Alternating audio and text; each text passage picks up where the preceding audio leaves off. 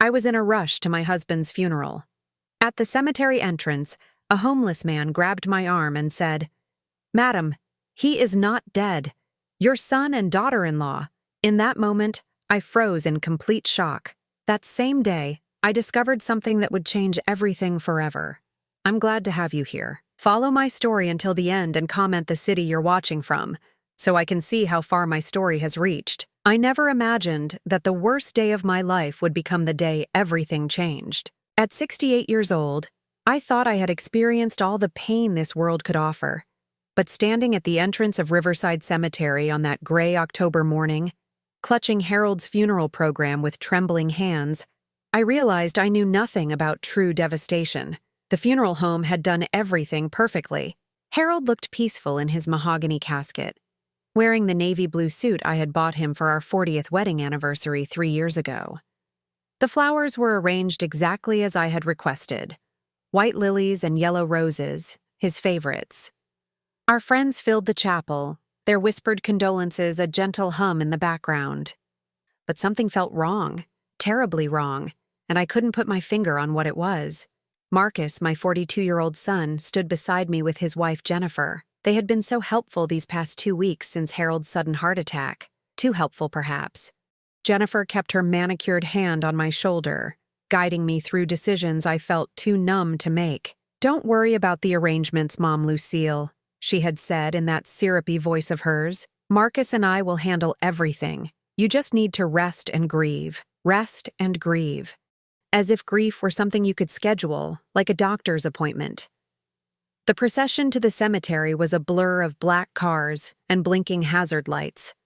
I sat in the back of the limousine, watching familiar neighborhoods pass by through tinted windows. Harold and I had driven these same streets countless times over the decades, to Marcus's Little League games, to Jennifer's baby shower when they got married 8 years ago, to Sunday dinners at that little Italian place we loved. Now I was taking this route for the last time with him, or so I thought. As we pulled into Riverside Cemetery, I noticed how Marcus kept checking his phone. "Business emergency," he had explained when I asked, but something in his eyes didn't match his words. Jennifer sat perfectly composed, her black dress immaculate, her grief seemingly as controlled as her perfectly styled blonde hair. I envied her composure. I felt like I was drowning in my own sorrow. The hearse ahead of us came to a stop near the gravesite.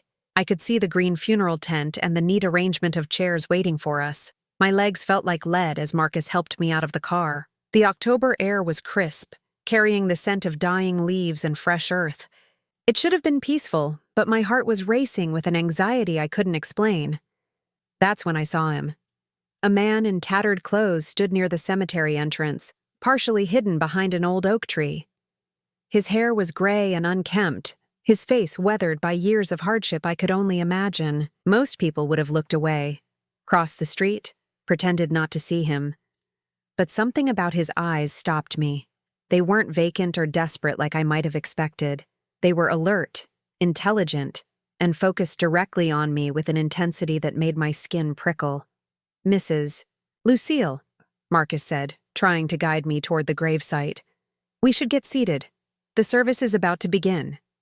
But I couldn't move. The homeless man took a step forward, and I could see his mouth moving, as if he were trying to work up the courage to speak. Our eyes met across the small crowd of mourners, and something passed between us, a recognition I couldn't explain. "Mom, come on," Marcus insisted, his grip on my arm tightening slightly. "People are waiting." I let him lead me forward, but I kept glancing back at the man by the tree. He was following us now, staying at a respectful distance but moving with purpose. Jennifer noticed too and whispered something to Marcus that I couldn't hear. His jaw tightened and he looked annoyed. We reached the gravesite, and I took my seat in the front row. The pastor began speaking about Harold's life, his dedication to his family, his 30-year career as an accountant, his love for fishing and Sunday morning pancakes. But I wasn't really listening. I kept thinking about the man watching us from the periphery, and the strange feeling that something was terribly, terribly wrong. The service seemed to last forever and no time at all. When the pastor asked if anyone wanted to say a few words, Marcus stood up. His eulogy was beautiful, touching, everything a son's tribute to his father should be. But as he spoke about Harold's generosity and kindness, I noticed his hands shaking slightly. Jennifer reached up and squeezed his arm, a gesture that might have looked supportive to others, but seemed more like a warning to me. As the service concluded and people began to approach the casket for their final goodbyes, I felt a presence beside me. The homeless man had somehow made his way through the crowd and was standing just close enough for me to hear him speak. "Ma'am," he said quietly, his voice rough but educated, "I need to tell you something urgent." Marcus appeared at my other side instantly. "Sir, I'm going to have to ask you to step away. This is a private service." But the man didn't back down. His eyes, a startling blue beneath his disheveled appearance, remained fixed on mine. "Your husband," he said, his voice barely above a whisper, but clear enough that I heard every word. "He's not dead." The world tilted. My knees buckled, and if Marcus hadn't caught my arm, I would have fallen. "What did you say?" I gasped. "Ma'am, he's clearly disturbed," Marcus said quickly, signaling to someone behind me. "Security, we need this man removed." But the homeless man pressed on, his words tumbling out in a desperate rush. "The symptoms you described to the paramedics, the way he collapsed, the color of his fingernails. I've seen it before. It's toxin, ma'am. It mimics death perfectly, but he's still alive in there." "You're insane," Jennifer hissed, stepping closer. "Harold is dead. We all saw it happen." The man's gaze shifted to her, and for just a moment, I saw something that made my blood run cold. It was fear, pure and simple, flickering across Jennifer's perfectly composed features. "Listen to me," the man said urgently, grabbing my arm with gentle but firm hands. "I know you don't know me, but I'm Dr. Thomas Whitfield. I used to be a chemical engineer before." He gestured to his appearance. "The poison they used, it's undetectable in standard toxicology tests. It slows the heart rate and breathing to almost nothing. To everyone watching, it looks like death, but it's temporary, ma'am. If we don't get him out of there soon, though, the lack of oxygen will make it permanent." My mind reeled. This was impossible, insane, the ravings of a disturbed man. But something deep in my chest, some instinct I'd learned to trust over 68 years of life, was screaming that he was telling the truth. I looked at Marcus, at Jennifer, searching their faces for reassurance, for the shock and confusion that should have matched my own. Instead, I saw something that chilled me to the bone. They weren't surprised. They were angry. "Mom," Marcus said, his voice tight with barely controlled emotion, "you're in shock. This man is taking advantage of your grief. Let's get you home." But Thomas Whitfield wasn't finished. "Ask yourself why they insisted on a closed casket viewing," he said. "Ask yourself why they rushed the funeral arrangements. Ask yourself who benefits from Harold's death." The cemetery security guard was approaching now, but Thomas kept talking, his words hitting me like physical blows. "I lost my wife and daughter to someone who used the same poison. I've been studying it for 5 years, trying to find justice for them. When I saw the symptoms you described to the newspaper reporter, I knew. I had to warn you." "Enough!" Marcus shouted, loud enough that other mourners turned to stare. "Get this lunatic away from my mother." "What?" But it was too late. The seed of doubt had been planted, and it was growing into something monstrous. I looked at my son, at the woman he had married, and for the first time in my life, I truly saw them. The way Jennifer's hand rested possessively on Marcus's arm, the way they had taken control of every funeral arrangement, the way they had insisted I didn't need to see Harold after the paramedics pronounced him dead, the way they were looking at me now, not with concern for my well-being, but with barely concealed panic that their secret was being exposed. My voice came out as a whisper, but in the suddenly quiet cemetery, everyone heard it. "Is it true?" Marcus and Jennifer exchanged a look that lasted only a fraction of a second, but it told me everything I needed to know. In that moment, my entire world crumbled and reformed. My husband might be alive, buried in the ground beneath my feet, and my own son, my only child, had put him there. The next few minutes passed in a strange, dreamlike haze. Security had removed Thomas from the cemetery grounds, but not before he pressed a crumpled piece of paper into my palm. Marcus and Jennifer kept talking, their voices a distant buzz as they guided me back to the limousine. Everyone seemed to be moving underwater, their faces blurred and distorted by the tears I didn't realize I was crying. "Take me home," I managed to whisper as we settled into the back seat.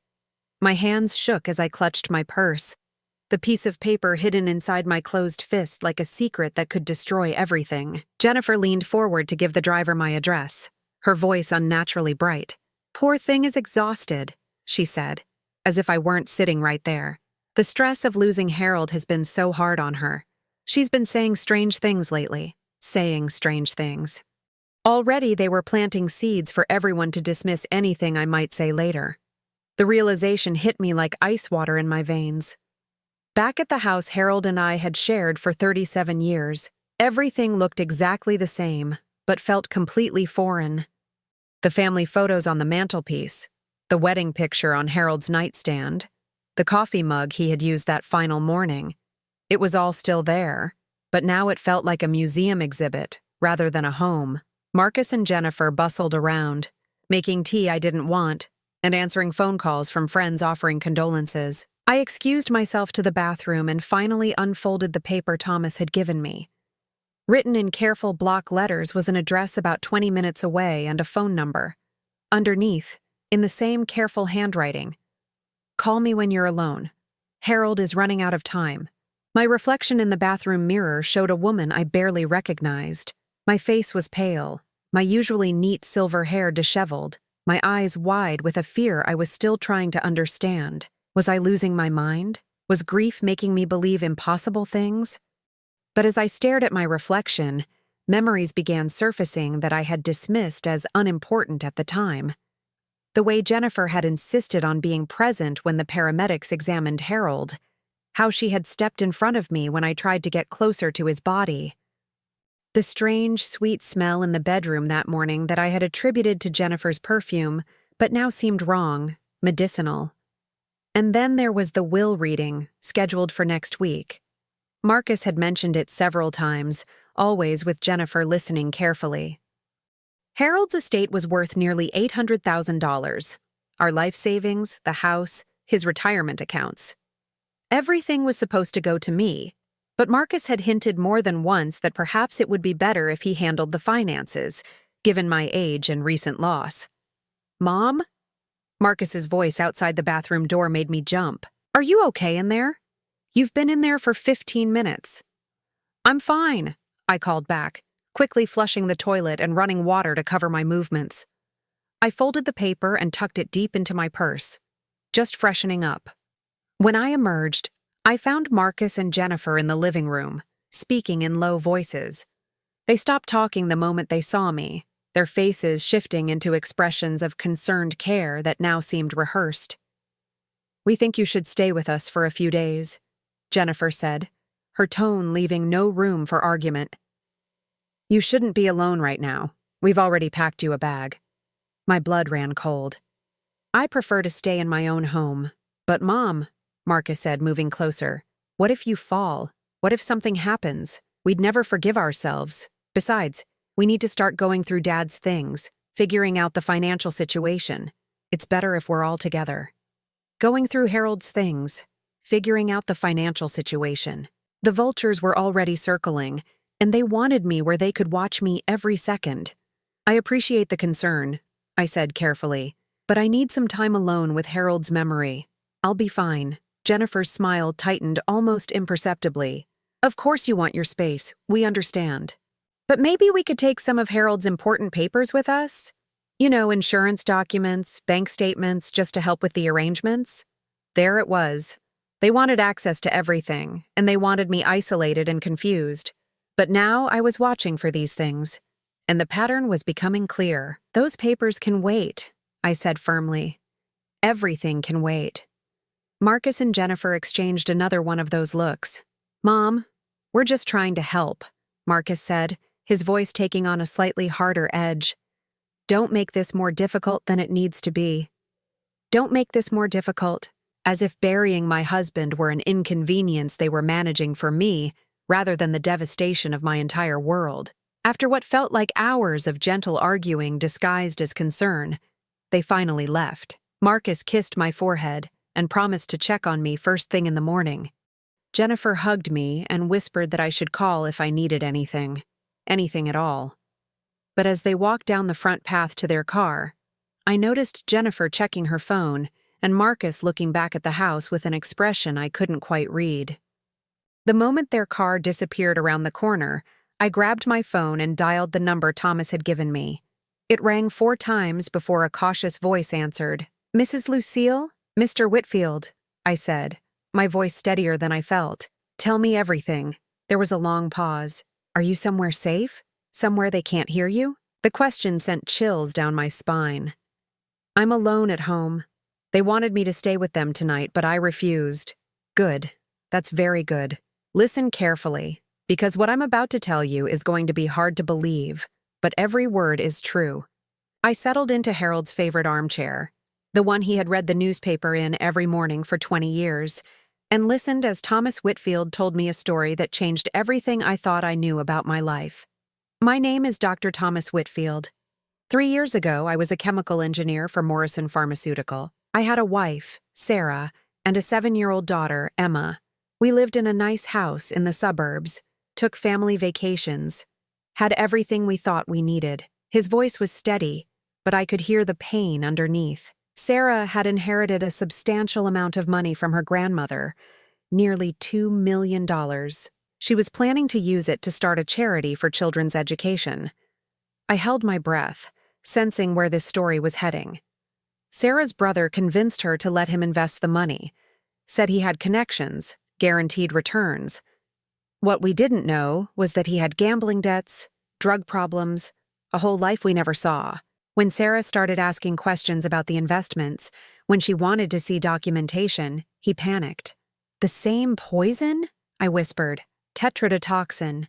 It's derived from certain species of fish and amphibians. In small doses, it causes paralysis that mimics death so perfectly that even trained medical professionals can be fooled. The heartbeat becomes undetectable. Breathing slows to almost nothing. Body temperature drops. But the person is still conscious, still aware of everything happening around them. The horror of it hit me like a physical blow. If Harold was alive, if this was real, then he had been conscious during his own funeral. He had heard every word, felt himself being moved, placed in that casket, lowered into the ground. "Sarah and Emma died together," Thomas continued.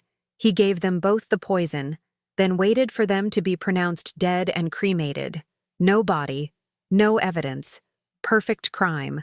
Except I knew my wife, and I knew she would never have taken her own life. I spent everything I had investigating, lost my job when I became obsessed with finding the truth, lost the house, lost everything.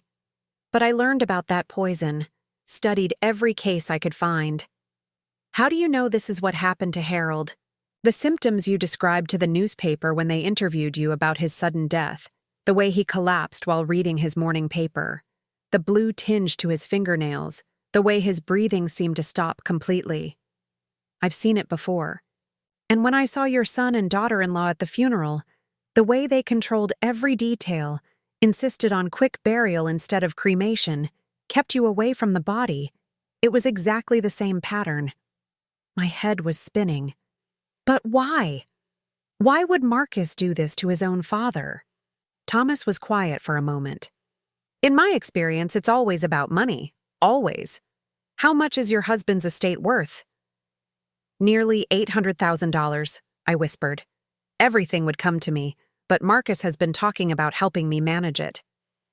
"And if you were to die soon after your husband, where would that money go?" The question hung in the air like a death sentence. If I died from grief, from the stress of losing Harold, Marcus would inherit everything. And at 68, recently widowed, devastated by loss, who would question if my heart simply gave out? "Mr. Whitfield," I said, my voice barely audible. "If this is true, if Harold is really alive, how long do we have?" "Toxin typically wears off within 12 to 24 hours, depending on the dose. But if he's been buried, if he's not getting oxygen," Thomas's voice trailed off. "Mrs. Lucille, if we're going to save him, we have to act tonight. And we have to be very, very careful. If your son and daughter-in-law realize you know the truth, you'll be next. I looked around the living room where Harold and I had spent countless evenings watching television, reading, simply enjoying each other's company after 45 years of marriage. The reality of what Thomas was telling me was almost too big to comprehend. My son, the baby I had nursed through midnight fevers, the child I had cheered for at school plays and graduation, the young man I had walked down the aisle to marry Jennifer, he had murdered his father for money. And now he was planning to kill me too. "What do we do?" I asked, surprised by the strength in my own voice. "How do we save Harold?" "We're going to need help," Thomas said.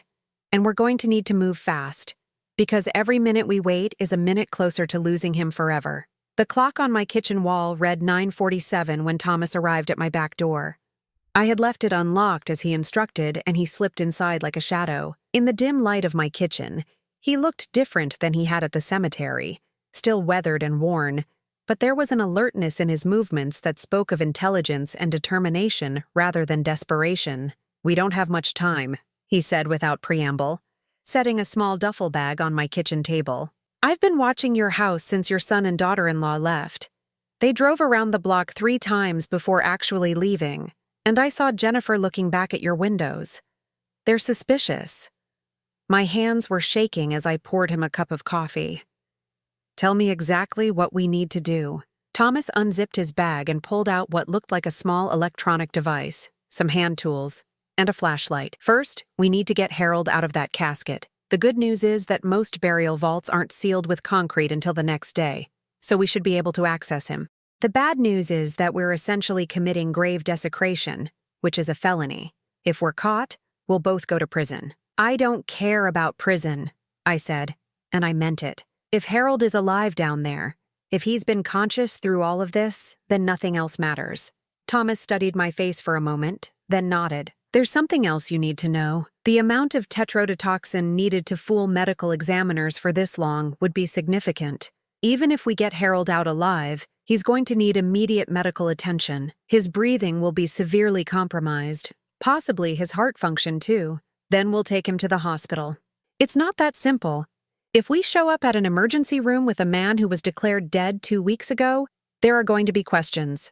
Police will be involved immediately, and if your son and daughter-in-law have been planning this as carefully as I think they have, they'll have explanations ready. They might even have medical documentation supporting Harold's death."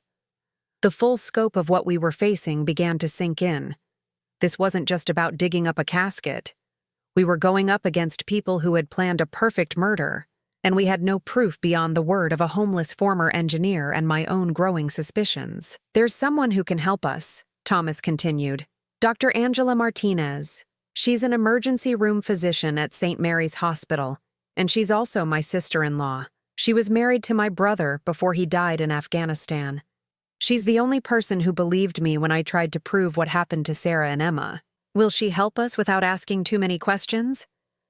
"She'll help us because she knows I'm not crazy, and she's seen enough medical mysteries in her career to keep an open mind. But Lucille, you need to understand something.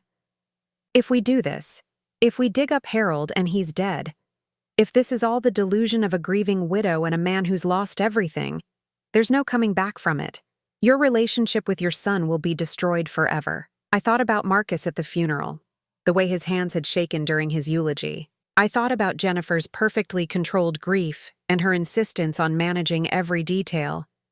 I thought about the strange smell in my bedroom that morning and the way they had kept me away from Harold's body. "My relationship with my son is already destroyed," I said quietly. "I just didn't know it until today." Thomas nodded grimly. "Then we need to move. The cemetery will be empty now, but the night security guard makes rounds every 2 hours. We'll have about 90 minutes once we get there." We drove to Riverside Cemetery in my car. Thomas crouched low in the passenger seat to avoid being seen.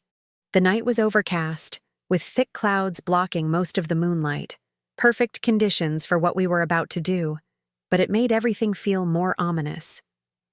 As we pulled into the cemetery's back entrance, I felt like I was entering a nightmare from which I might never wake up. Harold's grave was in the newer section of the cemetery, where the headstones were still temporary markers and the earth was recently disturbed. Thomas had brought a small shovel and what he called a probe, a long, thin metal rod that would help us locate the casket without having to dig up the entire grave. Most people don't realize how shallow graves actually are, Thomas explained as he began probing the soft earth. 6 feet is the traditional depth, but modern burial vaults are usually only about 4 feet down. The sound of metal hitting something solid made us both freeze. Thomas looked up at me, his expression grim. That's the vault. For the next hour, we worked in shifts, digging carefully around the edges of the burial vault. The physical labor was exhausting, but it was nothing compared to the emotional weight of what we were doing. Every shovelful of dirt brought us closer to either saving Harold's life or confirming that I had lost my mind along with my husband. Thomas had explained that modern burial vaults were designed to protect caskets from the weight of the earth above them, which meant they had removable lids. As we cleared away enough dirt to expose the edges of the vault, I could see the concrete lid with its metal lifting hardware. "This is it," Thomas said, wiping sweat from his forehead despite the cool October night. "Once we open this, there's no going back."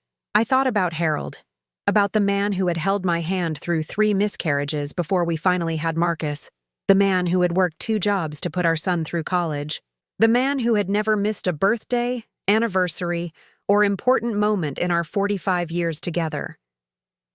If there was even the smallest chance he was alive down there, I had to take it. "Open it," I said.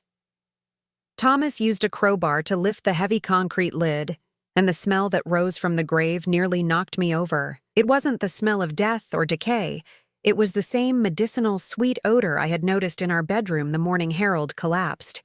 The casket lay below us, pristine and undisturbed. Thomas climbed down into the vault with his flashlight and began examining the casket's locking mechanism. "Lucille," he called up to me, his voice tight with tension. "The casket has been modified. There are small air holes drilled in the sides near the head. Someone wanted to make sure there was enough oxygen to keep someone alive." My legs nearly gave out. "Oh my God, help me get this open." I climbed down into the vault beside Thomas, my heart hammering so hard I could hear it in my ears. Together, we managed to unlatch the casket's mechanism. Thomas looked at me one last time. "Are you ready?" I nodded, not trusting my voice. He lifted the lid. Harold lay inside, exactly as I had seen him at the viewing. His color was wrong, pale and slightly blue, but as Thomas immediately placed his ear to Harold's chest, I saw something that made me cry out. His chest was moving, barely, almost imperceptibly, but it was rising and falling. "He's alive," Thomas whispered. "Jesus Christ, he's actually alive." Harold's eyes were closed, and he showed no response to our voices or touch, but the faint movement of his breathing was unmistakable. Thomas immediately began checking Harold's pulse, his breathing, his responsiveness. "The poison is still in his system, but it's wearing off. We need to get him out of here and to the hospital immediately. His oxygen levels have been critically low for too long." As we worked to lift Harold from the casket, I heard something that made my blood freeze. Car doors slamming in the distance, followed by voices carrying across the cemetery grounds. "Someone's coming," I whispered. Thomas grabbed his flashlight and peered over the edge of the grave. "2 people with flashlights heading this way. We need to move now." But Harold was unconscious and breathing weakly. There was no way we could move him quickly enough to avoid being discovered. And as the voices got closer, I recognized them with a chill that went straight to my bones.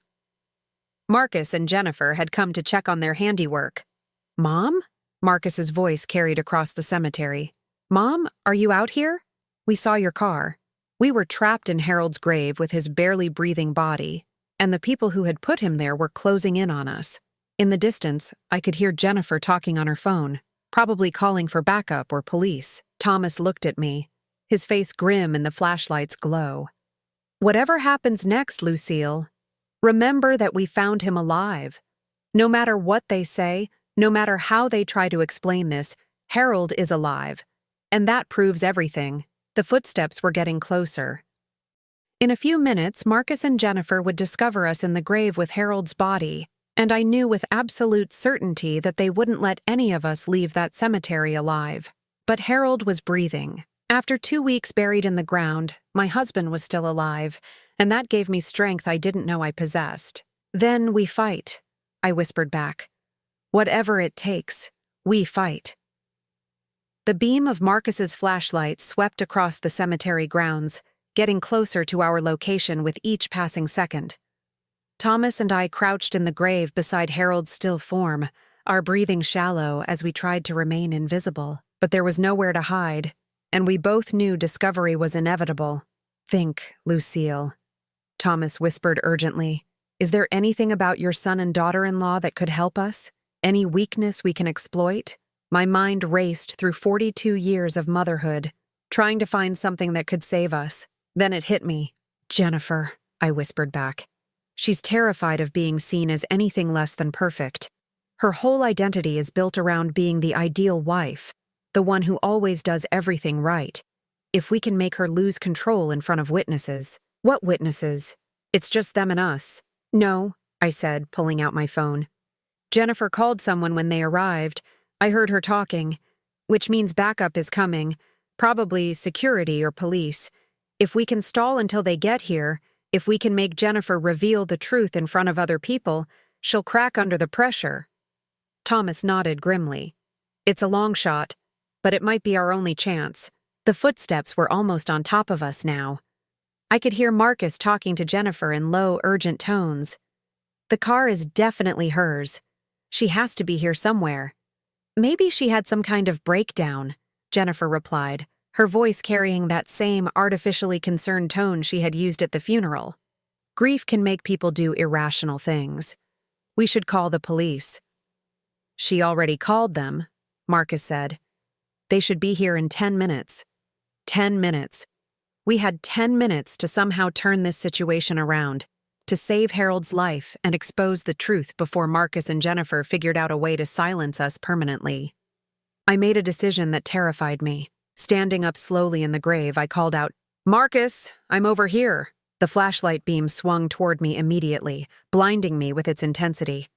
Marcus and Jennifer approached the grave, and I could see their faces change from concern to shock, to something much darker as they realized what they were looking at. "Oh my God!" Jennifer gasped, her hand flying to her mouth. "Lucille, what have you done?" "I found him," I said, my voice stronger than I felt. "I found Harold, and he's alive." Marcus's face went completely white. "Mom, that's impossible. Dad is dead. We buried him 2 weeks ago." "No," I said, climbing out of the grave with Thomas's help. "You poisoned him with toxin. You made it look like he died so you could inherit his money. But the poison is wearing off and he's still breathing." Jennifer let out a nervous laugh that sounded like breaking glass. "Marcus, your mother is having some kind of psychotic break. She's been digging up your father's grave with this homeless person. We need to get her help immediately." But Marcus wasn't looking at me. He was staring down into the grave where Harold lay, and I could see the exact moment when he realized his plan had failed. His face went through a series of expressions: shock, fear, calculation, and finally, cold determination. "How did you know?" he asked quietly. The simple question confirmed everything. No denial, no protests of innocence, just acceptance that his secret was out. "Dr. Whitfield recognized the symptoms," I said, gesturing to Thomas. "He lost his own family to the same poison. He knew what to look for." Jennifer was backing away from us, her phone in her hand. "I'm calling the police right now. This is insane. You're both insane." "Go ahead and call them," Thomas said, his voice calm and steady. "But you might want to explain to them why Harold Lucille has air holes drilled in his casket. You might want to explain why you insisted on such a quick burial, why you kept his wife away from the body, why you've been so eager to get control of his finances." "Those are coincidences," Jennifer said, but her voice was rising, becoming shrill. "Sick coincidences that you're twisting to support some conspiracy theory." Marcus stepped closer to the grave, his flashlight trained on Harold's face. "Is he really breathing?" Thomas knelt down and checked Harold's pulse again. "His vital signs are weak but stable. He needs medical attention immediately. but he's alive. The question is, what are you going to do about it? For a long moment, Marcus stared at his father's unconscious form. I watched my son's face, searching for any sign of remorse, any indication that there was still some humanity left in him. What I saw instead chilled me to the bone. "This complicates things," he said finally, as if Harold's survival were nothing more than a business problem to be solved. "Marcus," I whispered, "he's your father. How could you do this to him? How could you do this to me?" My son looked at me then, and I saw a stranger. The child I had raised, the young man I had been so proud of, was gone. In his place was someone cold and calculating, someone who could look at his own parents and see nothing but obstacles to overcome. "You want to know why?" Marcus said, his voice taking on a bitter edge. "Because I've been watching you and Dad live your comfortable little life while Jennifer and I struggle. Do you have any idea how much money we owe? How much debt we've accumulated trying to keep up appearances? We could have helped," I said, my heart breaking. "If you needed money, we could have helped." "Helped?" Jennifer laughed, a sound like breaking china. "You would have helped by lecturing us about responsibility, about living within our means. You would have made us feel like failures while you doled out little bits of assistance like treats to a dog. So you decided to kill us instead?" "We decided to take what should have been ours anyway," Marcus said. "Dad's estate, the house, everything. With both of you gone, we could pay off our debts and start fresh. It would have been clean, simple. 2 elderly people dying of natural causes within months of each other. It happens all the time." The casual way he talked about murdering his own parents made my stomach turn. But more than that, it made me angry. Angrier than I had ever been in my entire life. "Except we're not dead," I said. "Harold is alive, and I know what you did. And in about 5 minutes, the police are going to arrive and see all of this." Marcus and Jennifer exchanged a look, and I saw them having an entire conversation without words. Whatever they decided, I knew it wasn't good for Thomas and me. "Actually," Jennifer said, her voice suddenly calm and controlled again, "I think this is going to work out perfectly. 2 mentally unstable people desecrating a grave, claiming the deceased is still alive. When the police arrive, they'll find a grieving widow who's clearly suffered a complete psychological breakdown, aided by a homeless man with his own history of mental illness." Thomas stepped protectively in front of me. "Except Harold really is alive, and when the paramedics examine him, they'll find evidence of the poison in his system." "Will they?"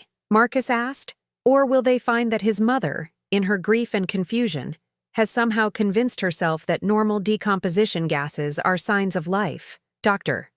Peterson, who signed Dad's death certificate, is a family friend. He'll confirm that Dad was definitely dead when he examined him. I felt the walls closing in around us. They had thought of everything, planned for every contingency. Even Harold's survival could be explained away as the delusions of a grief-stricken widow. But then I heard something that changed everything. The sound of sirens in the distance, getting closer. "The police will be here soon," Jennifer said, checking her phone. "I told them we found my mother-in-law having some kind of breakdown at the cemetery. They'll take her for psychiatric evaluation and this whole nightmare will be over." That's when Thomas did something that surprised all of us. He pulled out his own phone and showed us the screen. "I've been recording this entire conversation," he said calmly.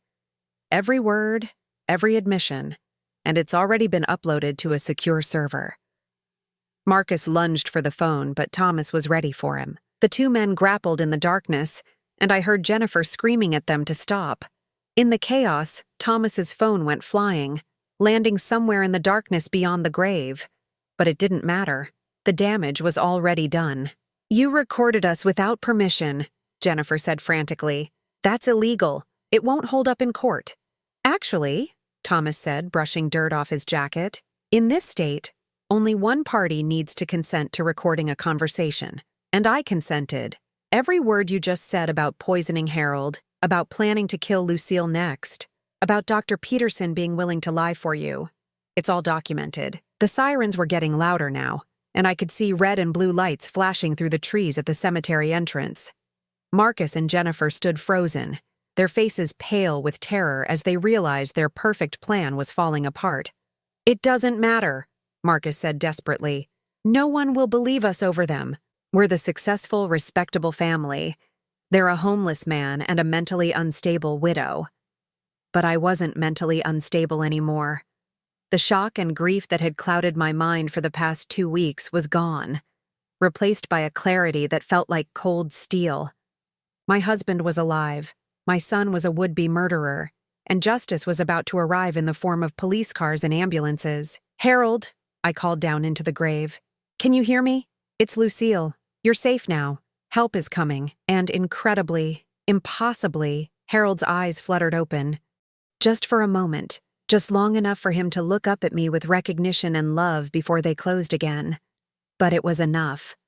Thomas saw it, and more importantly, Marcus and Jennifer saw it too. The perfect crime had one fatal flaw. The victim was still alive to tell his story. As the police cars pulled into the cemetery and officers with flashlights began running toward us, I knelt beside Harold's grave and took his hand. His fingers were cold, but they squeezed mine back, weak but unmistakable. "I love you too," I whispered, "and we're going to be okay." The next 72 hours passed in a blur of hospital corridors, police interviews, and medical tests that confirmed what Thomas and I already knew. Harold had been poisoned with toxin, exactly as Thomas had suspected. Dr. Angela Martinez, Thomas's sister-in-law, had been waiting for us at St. Mary's Hospital when the ambulance arrived, and her expertise with toxicology had been crucial in Harold's treatment. Harold was alive, but the 2 weeks of reduced oxygen had taken their toll. He drifted in and out of consciousness, sometimes recognizing me, sometimes staring blankly at the ceiling. The doctor said his recovery would be slow, that there might be permanent damage to his cognitive function. But he was breathing on his own, and his heart was growing stronger each day. Thomas had been right about the recording. Marcus and Jennifer's confession, captured clearly on his phone, had been enough for the district attorney to file charges of attempted murder, fraud, and conspiracy. But as I sat beside Harold's hospital bed on the 3rd day, watching him sleep peacefully for the first time in weeks, I knew that legal justice would only be part of what they deserved. Detective Sarah Chen had been handling the case with the kind of thoroughness that gave me hope. She was a small woman with sharp eyes and an attention to detail that reminded me of Harold in his accounting days. She had spent hours going through Marcus and Jennifer's finances, and what she had found painted a picture of desperation and greed that was both pathetic and terrifying. "They owe nearly $300,000 in credit card debt," Detective Chen told me during one of our meetings, most of it from the last 2 years. Designer clothes, expensive vacations, a BMW they couldn't afford, jewelry worth more than most people's annual salary. They've been living completely beyond their means. And they thought killing Harold and me would solve their problems? With your husband's $800,000 estate and your life insurance policies, they would have cleared their debts and had enough left over to maintain their lifestyle for years. It was a calculated decision based on pure greed. I looked through the hospital room window at Harold, who was awake and trying to eat some soup with shaking hands.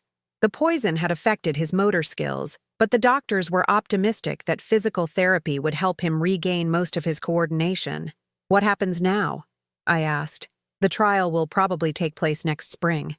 With the recording and the physical evidence, the prosecution feels confident about getting convictions.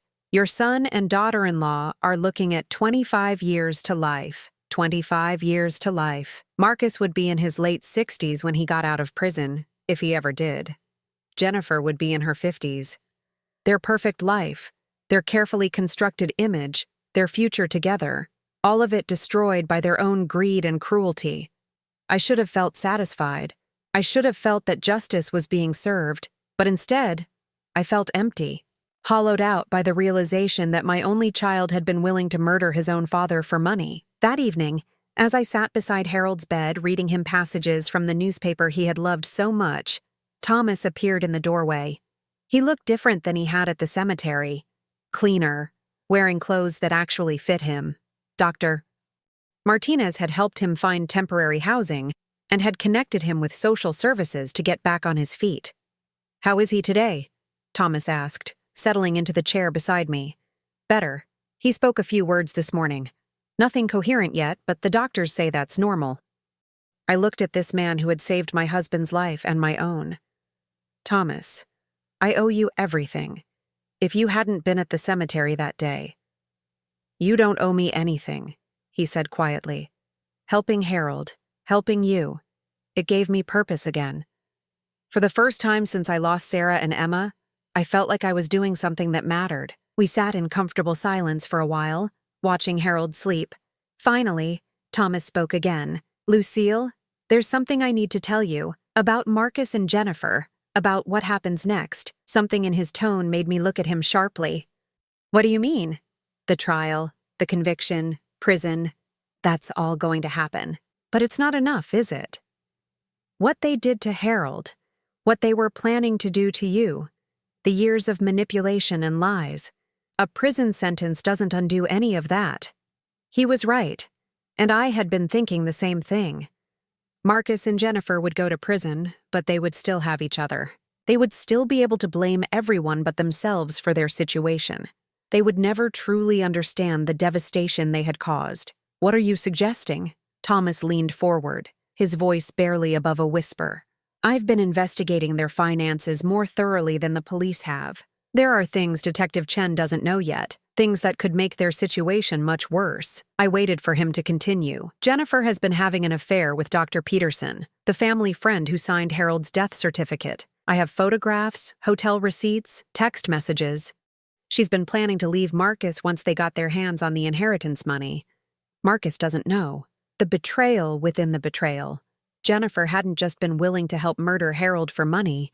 She had been planning to abandon Marcus as soon as she got her share. And there's more, Thomas continued. The $300,000 in debt? Most of it is from Jennifer's shopping and Marcus's gambling. They've been lying to each other about how much each of them has been spending.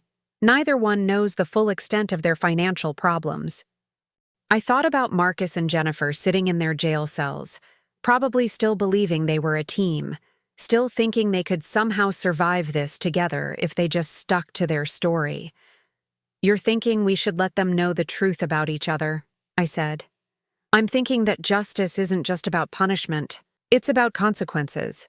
They destroyed your family with lies and manipulation. Maybe it's time they experienced what that feels like. Thomas was right. The legal system would punish Marcus and Jennifer for their crimes, but it wouldn't make them understand the emotional devastation they had caused. It wouldn't make them feel the betrayal, the loss of trust, the shattering realization that the person you loved most was capable of destroying you. But watching their own relationship implode under the weight of their mutual deceptions, that would be a different kind of justice. How would we do it? I asked. Thomas smiled grimly, very carefully, and in a way that looks completely natural. Over the next week, while Harold continued his slow recovery, Thomas and I orchestrated a campaign of strategic information sharing. Anonymous tips to the police about Dr. Peterson's involvement led to his arrest and questioning, during which he revealed details about his affair with Jennifer to try to reduce his own charges. Marcus learned about the affair when his lawyer informed him that Jennifer's infidelity could be used as evidence of her manipulative nature. Similarly, financial records that Thomas had obtained through methods I didn't ask about found their way to both defense attorneys. Marcus discovered that Jennifer had been hiding gambling debts of her own, nearly $75,000 lost at online poker sites. Jennifer learned that Marcus had been secretly borrowing money from loan sharks to cover his stock market losses. The breakdown of their relationship was swift and brutal. Within 2 weeks, they had fired their shared attorney and hired separate representation. Jennifer agreed to testify against Marcus in exchange for a reduced sentence. Marcus retaliated by revealing Jennifer's affair and her plans to abandon him after they murdered Harold and me. I watched it all unfold from Harold's hospital room, feeling a cold satisfaction that surprised me with its intensity. This was what they had done to my family. Turned love into betrayal, trust into manipulation, loyalty into a weapon. Now they were experiencing it themselves. Any regrets? Thomas asked me one afternoon as we read news coverage of the latest developments in the case. I looked at Harold, who was sitting up in bed and had managed to speak my name clearly for the first time that morning. I thought about the 45 years we had spent building a life together, the trust and love that had sustained us through everything until our own son tried to destroy it. No, I said firmly. They made their choices. Now they get to live with the consequences. But even as I said it, I knew that the real justice wouldn't come from their mutual destruction. It would come from the life Harold and I built after this, from the family we chose instead of the one that had betrayed us, from the peace we found in knowing that we had survived the worst thing imaginable and come out stronger. Marcus and Jennifer had taken everything they could from us, except the one thing that mattered most, our love for each other. And in the end, that would be enough. 1 year later, I stood in the kitchen of our new home, watching Harold tend to the small garden he had planted behind our cottage. His movements were slower than they used to be, more deliberate, but his hands were steady as he watered the tomatoes and herbs that had become his pride and joy. The doctors had been wrong about the permanent damage. Harold's mind was as sharp as ever, though his body bore the lingering effects of 2 weeks without proper oxygen. We had sold the house we had shared for 37 years. Too many memories lived in those walls, too many ghosts of the family we thought we had. This cottage, 40 miles outside the city near a small lake, felt like a fresh start. It was smaller, simpler, but it was ours in a way the old house never could be again. Thomas appeared around the corner of the house, carrying a bag of groceries and wearing the kind of smile I had rarely seen during those dark days at the cemetery. He lived in the small apartment above our garage now, officially our tenant, but really so much more than that. He was the family we had chosen, the brother Harold never had, the son who had actually saved our lives instead of trying to destroy them. "Any word on the appeals?" Harold asked as Thomas joined us on the back porch. "Denied," Thomas said, settling into his favorite chair with a satisfied expression. "Both of them. Marcus got 28 years. Jennifer got 22. They'll be eligible for parole when they're in their 60s, assuming they serve their full sentences. 28 years and 22 years. Numbers that had once felt abstract now carried the weight of justice served. Marcus and Jennifer's betrayal of each other during the trial had been so complete, so vicious, that even their own lawyers had seemed disgusted by the end. Jennifer's testimony against Marcus had secured his longer sentence, while Marcus's revelation of her affair with Dr. Peterson had destroyed any sympathy the jury might have had for her. Dr. Peterson himself had received 15 years for his role in falsifying Harold's death certificate and his participation in the conspiracy. His medical license had been revoked permanently, his reputation destroyed, his marriage ended in divorce. The perfect life he had built had crumbled as completely as Marcus and Jennifer's had. "What about their debts?" I asked, though I already knew the answer. "The house was foreclosed on 6 months ago," Thomas replied. "The BMW was repossessed. The credit card companies are still trying to collect, but you can't get blood from a stone. They'll be bankrupt for decades even after they get out of prison." I should have felt satisfaction at their financial ruin, and perhaps I did, in some small way. But mostly I felt relief that it was over, that Harold and I could finally stop looking over our shoulders and start living again. Harold reached over and took my hand, his fingers intertwining with mine in a gesture that had become even more precious since his resurrection. "Any regrets about selling the house?" "None," I said, and I meant it. That house was full of lies. This place is full of truth. The truth was that Harold and I had been given something rare, a second chance at life and love after we thought we had lost everything. The truth was that family wasn't about blood or obligation, but about who stood by you when the world fell apart. The truth was that Thomas, the homeless man who had saved us both, had become more of a son to us than the child I had actually raised. We had established a quiet routine in our new life. Harold tended his garden and read voraciously, making up for the 2 weeks of consciousness he had lost. I had started volunteering at a local shelter, working with people who had fallen through society's cracks the way Thomas had. Thomas himself had found work as a consultant for police departments, helping them identify cases involving exotic poisons and unusual toxicology. The three of us had dinner together every evening, sharing stories about our days, planning small trips around the state, simply enjoying the miracle of being alive and safe. It was a peaceful life, a contented life, something I had never thought I would have again after that terrible day at the cemetery. Sometimes I thought about Marcus, wondered if he ever regretted his choices, or if he still blamed everyone but himself for his situation. I had received exactly one letter from him during his first month in prison, full of accusations and self-pity, insisting that I had destroyed his life by refusing to die quietly as planned. I had thrown it away without finishing it.